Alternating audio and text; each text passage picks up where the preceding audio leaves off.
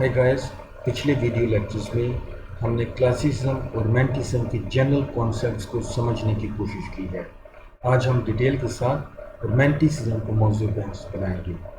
Romanticism ایک ادبی تحریک ہے۔ 1770 کی دہائی سے لے کر 19ویں صدی کے وسط تک اس تحریک نے ادب اور خاص طور پر موسیقی اور مصوری جیسے فنون لطیفہ پر راج کیا۔ اس تحریک سے آرٹسٹک سٹائلز اور پریکٹسز میں کافی تبدیلیاں رونما ہوئیں۔ ادب کی دنیا میں مختلف تحریکوں کو مختلف نام دیے جاتے ہیں۔ رومانٹسزم کی اصطلاح انواع و اقسام کے فنکاروں اور فن خطابت کا احاطہ کرتی ہے۔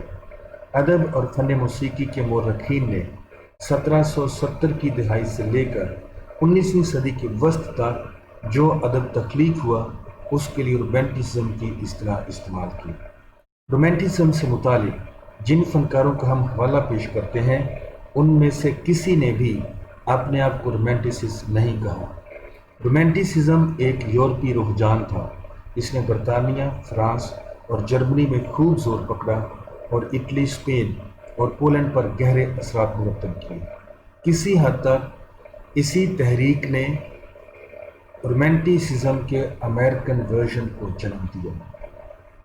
بطور رد عمل بہت سی دوسری ادبی تحریکوں کی مانند یہ تحریک بھی اپنے زمانے کی ادبی تحریک کے رد عمل کے طور پر وجود میں آئی۔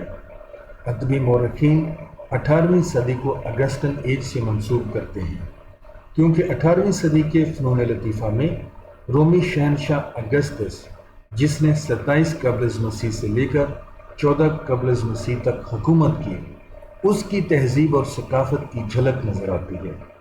اس میں ترتیب، ہم آہنگی، تناسب اور آبجیکٹیوٹی کے کلاسیکی معیار کو ترجیح دی گئی تھی۔ مثال کے طور پر اس زمانے میں قدیم فن تعمیر میں دلچسپی لی جاتی تھی۔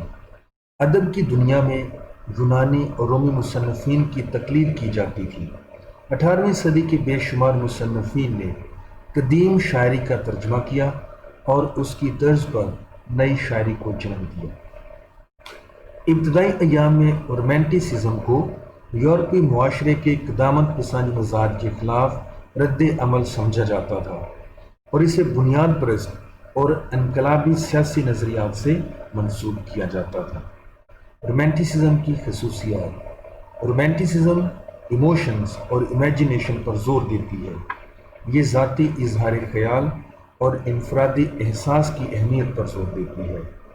رومانٹک پوئٹری سائنسی سچائی کی نسبت تخیل کی حقیقت جاننے میں جان کی حیثیت رکھتی ہے۔ شاعر کا تخیل اور فیلنگز اس میں مرکزی حیثیت کے حامل ہیں۔ اگرچہ کچھ رومانٹسسٹ اپنے عقائد میں کرسچن نہیں رہے تھے، مثال کے طور پر شیلے ایتھیسٹ تھا، وہ خدا کو نہیں مانتا تھا۔ کچھ مدت سے ورڈزورتھ اپینتھیسٹ تھا، وہ ہر چیز میں خدا کی موجودگی کا قائل تھا۔ فطرت کے بارے میں رومانٹسسٹ مذہبی نقطہ نظر رکھتے تھے۔ وہ سمجھتے تھے کہ فطرت کو کائنات کے خالق نے تخلیق کیا ہے۔ وہ فطرت کے الہی پہلو میں خصوصی دلچسپی کے قائل تھے، اس لیے ان کا ماننا تھا کہ فطرت کو سائنسی پیرائے میں ہی نہیں بلکہ فطرت کو ایک زندہ حقیقت کے طور پر دیکھنا چاہیے۔ ان کی زیادہ تر شاعری فطرت کی خوبصورتی بیان کرتی ہے اور 18ویں صدی کی تیزی کے ساتھ بڑھتی ہوئی بدصورت صنعت کاری کے خلاف تھے۔ آسان لفظوں میں ہم کہہ سکتے ہیں کہ وہ فطرت پرست تھے۔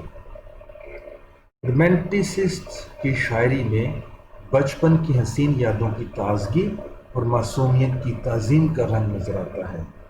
رومانوی شاعروں پر بچپن کی فطرت کا گہرا اثر تھا۔ وہ بچپن کو قدر کی نگاہ سے دیکھتے تھے۔ وہ سمجھتے تھے کہ بچوں کو زیادہ عرصے کے لیے بچپن کی حالت میں رہنا چاہیے اور انہیں فطرت کے ساتھ زیادہ سے زیادہ واقفیت حاصل کرنی چاہیے۔ ولیم ورڈزورتھ اپنی ode on intimations of mortality from early childhood, جو اس نے 1807 میں کمپوز کی، دنیا کے بارے میں بچوں کی غیر متعصبانہ اور معصوم سوچ کو سراہتا ہے۔ رومانٹسسٹ کے نزدیک تخیل ایک مثبت اور تخلیقی صلاحیت ہے۔ کچھ رومانٹسسٹ فن کی قدیم صورتوں میں خاصی دلچسپی رکھتے تھے۔ مثلاً ابتدائی رومانٹک پوئٹس کی شاعری میں قدیم بیلڈز اور فوک سانگز کی خوشبو آتی ہے۔ بعض رومانٹک شاعروں نے قرون وسطیٰ یونانی اور رومی میتھولوجی سے تحریک پا کر شاعری کی۔ ان کی شاعری میں معاشرے کے سادہ فہم، غریب، حقیر اور بے سہارا لوگوں میں دلچسپی اور فکر کی جھلک نظر آتی ہے۔ ان کے تخیل میں ایک دور اندیش انسان کا خیال پوشیدہ ہے جو ایک نبی کی مانند سیاسی اور مذہبی طور پر اہم کردار ادا کرتا ہے۔ دا فرسٹ جنریشن آف رومانٹکس، رومانوی شاعروں کی پہلی نسل کو لیک پوئٹس کا نام بھی دیا جاتا ہے۔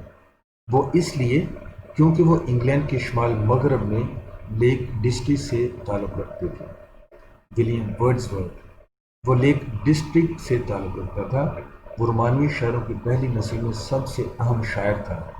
اس کی شاعری میں خودی اور فطرت سے محبت کو مرکزی مقام حاصل ہے۔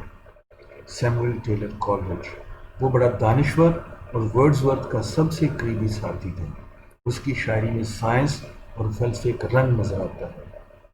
رابرٹ سدی وہ لیک ڈسٹرکٹ میں آ کر آباد ہوا اور اس نے شاعری اور نثر دونوں میں خوب نام کمایا۔ 1813 میں اسے پوئٹ لوریٹ کا خطاب ملا۔ چارلس لیم وہ ایک شاعر تھا، تاہم مضامین اور ادبی تنقید کے میدان میں اسے خوب شہرت حاصل ہوئی۔ وہ کولرج کا قریبی ساتھی تھا۔ تھامس ڈے کوئنسی وہ رومانوی شاعروں میں سب سے چھوٹا شاعر تھا، اپنے مضامین اور تنقید کی وجہ سے مشہور ہوا۔ رومانوی شاعروں کی دوسری نسل، جارج گورڈن، لارڈ بائرن، پرسی بیش شیلے رومانوی شاعروں کی دوسری نسل میں ممتاز حیثیت کا حامل تھا۔ جان کیٹس وہ لندن کا رہائشی تھا، اپنی اوڈز اور سونٹس کی وجہ سے مشہور ہوا۔